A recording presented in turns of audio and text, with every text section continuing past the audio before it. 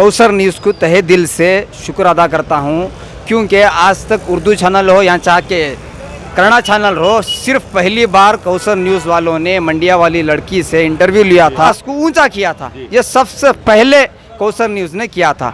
मैं इसकी बात को, ये कौसर न्यूज़ का सिर्फ मुद्दा नहीं है, हर एक मुसलमान का मुद्दा है ये, हर एक मुसलमान का मुद्दा है ये, जिससे अल्लाह का डर मौजूद है उसका मुद्दा है ये।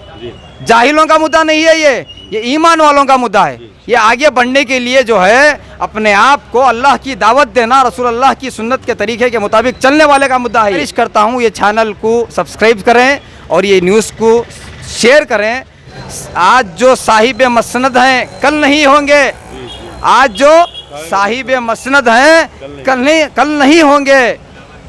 सभी का खून है शामिल इसी मिट्टी में, सभी का खून है शामिल इसी मिट्टी में, किसी के बाप का हिंदुस्तान थोड़ी है। कौसर न्यूज़ से कल मंडिया की एक मुस्कान जो लड़की है सारे मुल्क पर छा गई अपनी दिलेरी और अपनी जोश और हिम्मत को।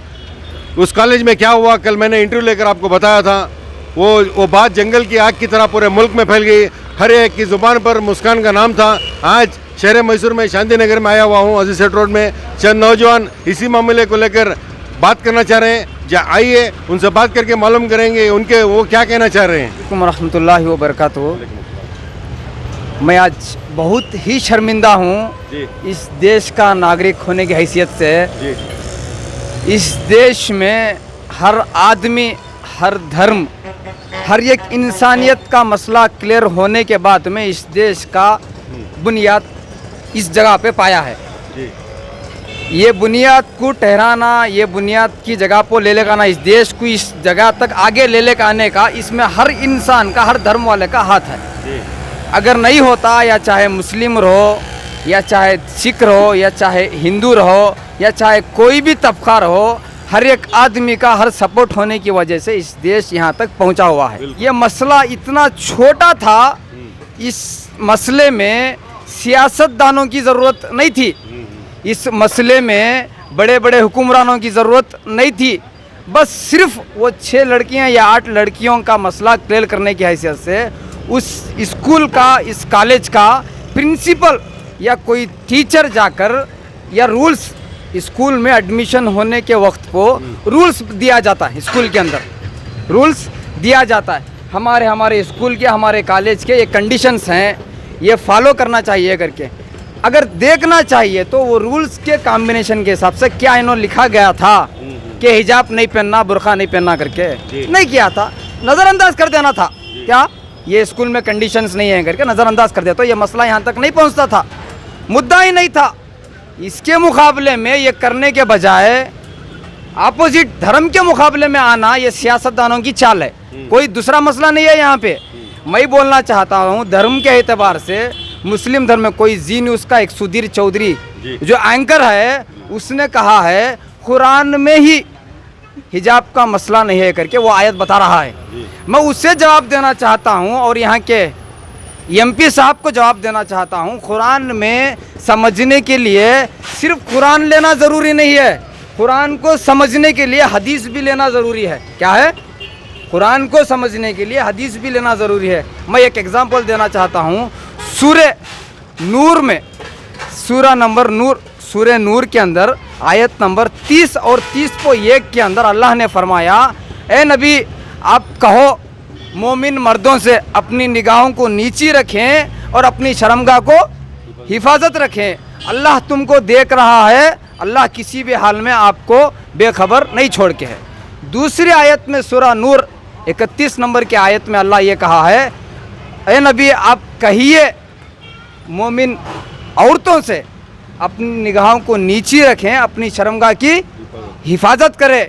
मसला हिजाब का नहीं है, मसला जो है पर्दा किसे कहते हैं ये मालूम करना ज़रूरी है। पर्दा ज़ुबान का होता है, पर्दा दिल का होता है, पर्दा जिस्म का होता है। जिस्म का पर्दा आँखों के पर्दे से बेहतर ज़्यादा है। क्यों?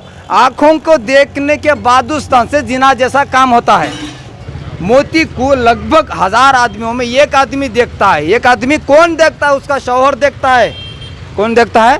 उसका शौहर देखता है। इसलिए हिजाब करने वाली ये मोती के मानिद है। क्या मानिद है?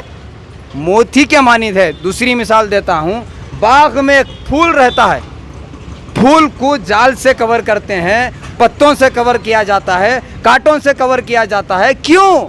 ये फूल की कीमत ऐसी है, इसलिए हम हिजाब पहनने की परमिशन देते हैं इस्लाम। सैयद आसिम है, यहाँ का रहने वाला हूँ। ये मस्जिद का मसला नहीं है, ये तलाक का मसला नहीं है। ये दूसरा मसला, तबलीगी जमात के ऊपर जो इल्ज़ाम डाले थे ये लोग, तबलीगी जमात के ऊपर इल्ज़ाम डालने के बावजूद कोरोना इनसे पहला करके नाम बदनाम किए थे। बात कोर्ट ने ऑर्डर किया था, आपके सफाई में कुछ मौजूद है। वैसा ही यही मसला है। केस आने वाला था, नहीं आया और आज भी चल रहा है। क्या उम्मीद है आपको? तो हिंदुस्तान का कितना भरोसा है आपको? क्या लगभग 100% भरोसा होने की वजह से हम खामोशी से बैठे हुए हैं।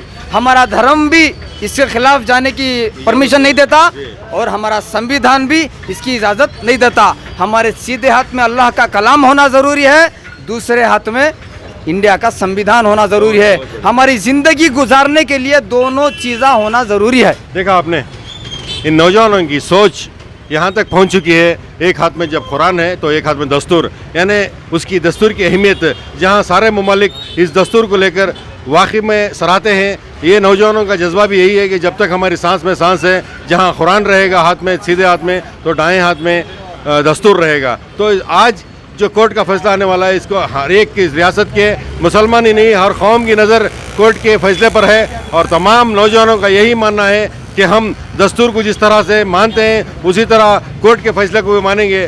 तो इस बात पर मैं अपनी बात ख़त्म करता हूँ और कौसर न्यूज़ को ज़्यादा सब्सक्राइब करें और शेयर करना ना भूलें। अस्सलाम वालेकुम।